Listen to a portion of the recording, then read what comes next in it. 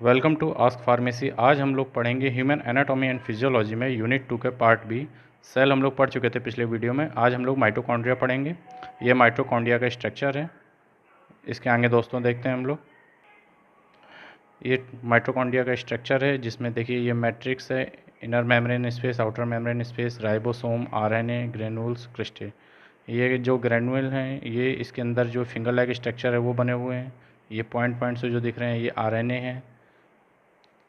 चलिए इसके आगे देखते हैं इसके बारे में। Mitochondria are also known the power house of cell. Mitochondria को हम लोग power house of the cell भी कहते हैं। They generated adenosine triphosphate ATP use as a source of chemical energy. और ये जो है जनरेट करते हैं एटीपी जो केमिकल एनर्जी के मुख्य स्रोत होते हैं। Most of the eukaryotic cell contains membrane bound cell organ is called mitochondria. जो ये यूकैरियोटिक सेल जो होती हैं, जो मोस्ट ऑफ यूकैरियोटिक सेल के बॉन्ड होते हैं मेम्ब्रेन्स के, वही जो है ऑर्गेनल हमारा माइटोकॉन्ड्रिया कहलाता है। इसके स्ट्रक्चर की बात करें, structure of mitochondria. Mitochondria are double membrane cell organelle having part, outer membrane, inner membrane. ये दो पार्ट में होती है। Outer membrane it is smooth whereas the inner membrane. यह इनर मेम्ब्रेन की तरह के स्मूथ चिकनी होती है। This membrane contains transport protein which are helpful in transporting ion and atoms across the organelle. यह मेम्ब्रेन जो है ट्रांसपोर्ट के लिए हेल्पफुल होती है प्रोटीन एंड आयंस एटम जो कोशिकांग से बाहर के लिए ट्रांसपोर्ट करने के लिए हेल्पफुल होती है। अब inner membrane it is involve in the formation of crystal. यह इन्वॉल्व होती है फॉर्मेशन के क्रिस्टल के फॉर्मेशन के लिए। Cristae are finger like structure in the matrix. ये क्रिस्टे जो है ये मैट्रिक्स में फिंगर लाइक स्ट्रक्चर होता है। Function of mitochondria it provide energy in the form of ATP. यह एनर्जी एटीपी के फॉर्म में एनर्जी को प्रोड्यूस करती है। सिंथेसिस ऑफ स्टेरॉयड की सिंथेसिस करती है। रेगुलेट प्लाज्मा मेम्ब्रेन को रेगुलेट करना। It perform detoxification in liver cell. और यह डिटॉक्सिफिकेशन करती है लिवर सेल का। डिटॉक्सिफिकेशन जो भी पॉइजनस होता है उसको डिटॉक्स करती है। Involve in the reaction of heme synthesis. और यह हीम सिंथेसिस में भी इन्वॉल्व होती है। नेक्स्ट हम लोग पढ़ेंगे गोल्जी बॉडी। गोल्जी बॉडी क्या है? द गोल्जी बॉडी एपरेटस और Golgi body function as a factory in which protein receive from the endoplasmic reticulum are further proceed and shorted from transport to their eventual destination lysosome, the plasma membrane और secretion। तो दोस्तों जो हमारी Golgi body होती है, Golgi apparatus होता है, वो एक तरीके का फैक्ट्री के तरीके काम करती है जो प्रोटीन को रिसीव करके एंडोप्लाज्मिक रेटिकुलम से और आगे पास करती है, ट्रांसपोर्ट करती है पैकेजिंग करके। एक तरीके से ये पैकेजिंग की फैक्ट्री कही जाती है। इसको दोस्तों आप लोग इस डायग्राम के सारे इसको अच्छे से समझ पाएंगे। ये हमारा सेल है, सेल से ये हमारा प्रोटीन एंडोप्लाज्मिक रेटिकुलम से निकल रहा है और ये प्रोटीन आने के बाद हमारे ट्रांसपोर्ट वेसल्स के द्वारा हमारी जो गोल्जी बॉडी एपरेटस है इसमें ये जाता है। और जो ये गोल्जी बॉडी है इसमें ये हमारे प्रोटीन को पैकेजिंग करके पैकेजिंग करके ये देखिए ये यहाँ से इस तरीके से इस तरह आ रहा है प्रोटीन और यहाँ से पैकिंग करके सेक्रेट वेसल्स के द्वारा ये हमारा सेक्रेट हो जाता है और ये जो है प्रोटीन एक्सपेंड कर जाता है सेल मेम्ब्रेन में। तो इस तरीके से ये हमारी गोल्जी बॉडी वर्क करती है एज अ फैक्ट्री। इसके फंक्शन क्या है ये देख लेते हैं दोस्तों। जैसा कि अभी आपने डायग्राम में तो देख ही लिया, उसका फंक्शंस इसके हैं मॉडिफाइंग, शॉर्टिंग एंड पैकेजिंग। ये मॉडिफाई करती है, शॉर्टिंग करती है और पैकेजिंग करती है। मॉडिफिकेशन ऑफ प्रोटीन, प्रोटीन को मॉडिफिकेशन करती है। ट्रांसपोर्टेशन ऑफ सब्सटेंस, सब्सटेंस के transport. Excretion of water, water को एक्सक्रीशन करने का, निकालने का काम करती है। नेक्स्ट अब हम लोग पढ़ेंगे lysosome.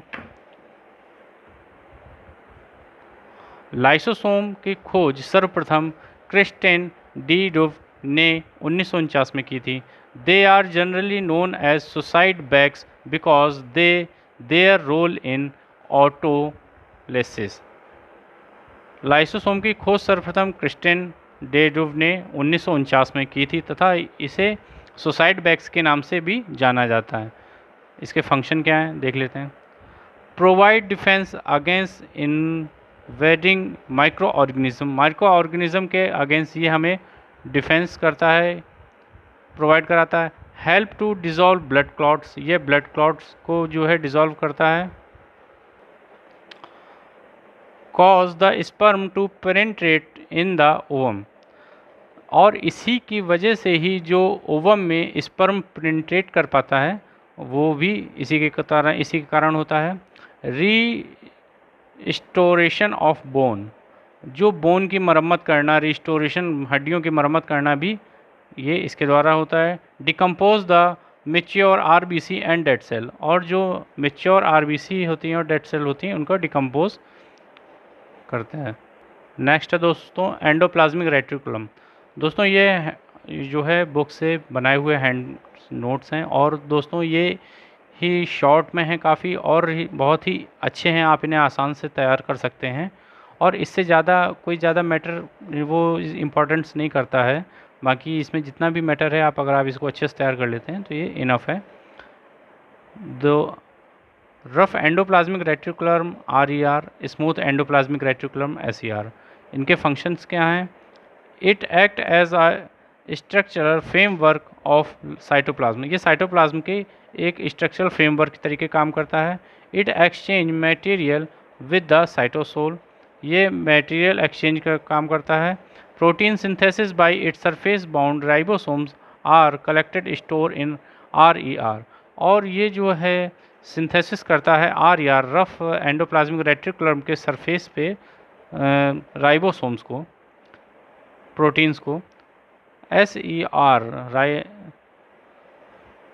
Smooth endoplasmic reticular found in liver, it help in the synthesis of glycogen and lipoprotein, और जो SER स्मूथ एंडोप्लाज्मिक रेटिकुलर में होता है वो लीवर में फाउंड होता है और यह हेल्प करता है सिंथेसिस करने में लिपोप्रोटीन और ग्लाइकोजन का। नेक्स्ट दोस्तों हम लोग देखेंगे nucleus. Nucleus is a spiritual organelle, यह एक गोलाकार कोशिकांग होता है। It is consist of double layer membrane build up the phospholipid and protein, यह डबल लेयर मेम्ब्रेन होती है, बिल्डअप बनी होती है फास्फोलिपिड और प्रोटीन की। It is also known as the control centre of cell, ये इसको कंट्रोल सेंटर ऑफ सेल भी कहा जाता है, सेल का केंद्रक।